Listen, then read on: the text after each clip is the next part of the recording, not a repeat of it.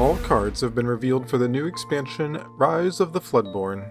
Lorcana's card set is doubling with 204 new cards, introducing the new keyword Resist and a ton of powerful effects. We'll be reviewing the cards today and giving them an egg rating. Here's our scale. Cards given a golden egg, I believe, will be part of a tier 1 deck, or would be considered a top tier staple for the color. These are cards like Stitch Rockstar, whose requirement to take advantage of is powerful without sacrificing consistency, or Maui, who is simply powerful enough to include in any Ruby deck. Cards given a silver egg, I believe, will be part of a tier 2 deck, or would be considered an optional staple for the color. Cards like Cusco fall here, where despite their power, they have never found a tier 1 deck. Cards given a bronze egg, I believe, are solid options in specific decks, but either lack the outright power or the support needed to truly shine.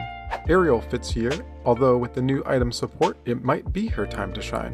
Then we have the white egg for all the rest of the cards. I'll be placing most all of the vanilla cards in this category with a few exceptions. I'm also clumping together shift lines. We've reviewed Amber, Amethyst, and Emerald, now it's time to look at Ruby. We don't have any build-around packages for Ruby necessarily, though we did get a few synergistic cards. Most of the cards are better to evaluate by themselves. Let's start with the Floodborn. We've got a Lady Tremaine with a strong enters play ability, making our opponent banish one of their characters. I like this card specifically in the Amber Ruby decks, even though her 2-cost card is getting a white egg. That deck does a great job controlling the board with cards like Maui, making Tremaine banish more impactful cards more often. I'm giving her a silver because I think that deck will be a solid tier 2-ish deck. Our next Floodborn is Minnie Mouse. She has an early shift cost, letting her get on board by turn 2. She can be an aggressive threat, but I don't think we have enough good actions to support her, so she's getting a bronze egg. Her other cards are very playable. Her 2-cost has the right stats to attack into Simba and impact the early game. She gets a bronze egg, and her 3-cost evasive is aggressive enough to be a real threat. She's getting a silver egg. Our next Floodborn is Queen of Hearts. Her shift ability gives her a 3 ink discount, and she lets us draw a card when we challenge.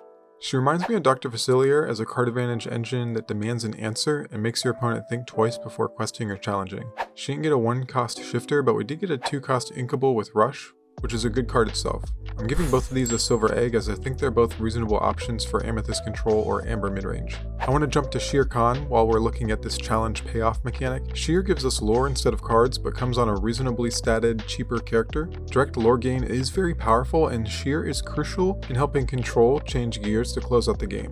While Queen of Hearts was an option, I think Sheer Khan is a staple for multiple Ruby decks and deserves a gold egg.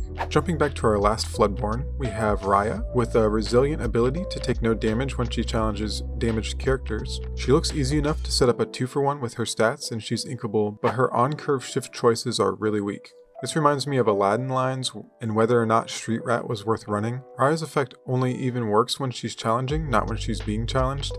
I don't see this one finding a home anywhere, even with steel, so I'm giving a white egg to both of them. Let's move to the rest of the characters. Baloo and Boone are white egg vanillas. I've given other 5-cost 5/5s a bronze, but Ruby isn't the color for one. White egg for card soldiers. Donald Duck is interesting in an evasive deck, and I love the flavor of his mechanic. He might be interesting in a steel deck, but I don't see that deck breaking the meta.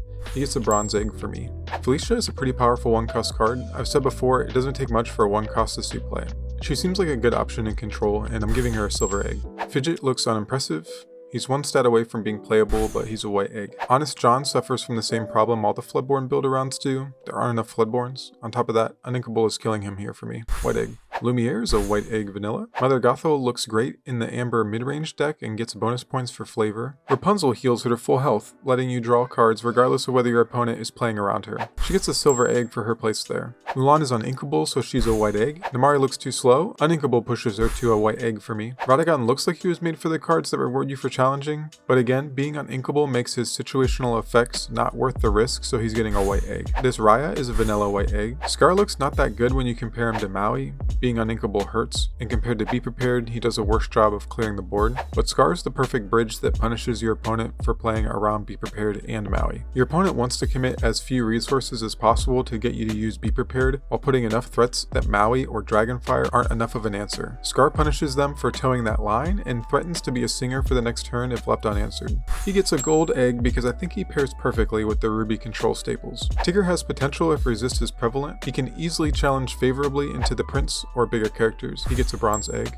Tuk Tuk would be better as an inkable vanilla and still would be a white egg. Moving on to items, Dinner Bell has a place in Ruby Sapphire Control as a strong draw engine. He gets a silver egg.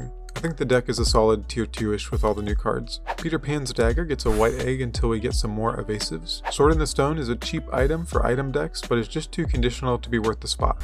White egg. Ruby got one non-song action with What Did You Call Me? I think these kind of strength buffs are bad themselves, and this one has an extra condition on it. White egg. On to our songs. Go the Distance is a cheap song that draws a card. I believe the ruling would be the same as Improvise. You can play this without a valid target just to draw a card. If that's true, this is getting a silver egg from me. Teeth and Ambitions offer some welcome early interaction for Ruby. I don't think this is the best choice, but I think it's a valid option and gets a bronze egg. It might see some play with Amber to set up Rapunzel's. The most diabolical scheme is a rough sell as an uninkable 2-for-1. The best use of this is with 3-cost Maleficent. Singable removal can be very good, but the uninkable count for control is already high. This is getting a bronze egg from me. Our last card is You Can Fly. I don't see any characters worth giving evasive for a turn. White egg. That's all the Ruby cards from Rise of the Floodborn. Let me know in the comments below if you think I mis-evaluated any of these, and give me your top 5 from the set. I'm sure after the meta settles there will be some hits and misses. If you want to hang out and chat or have any suggestions or questions, you should join the Discord. Thank you so much for watching. Have a magical day.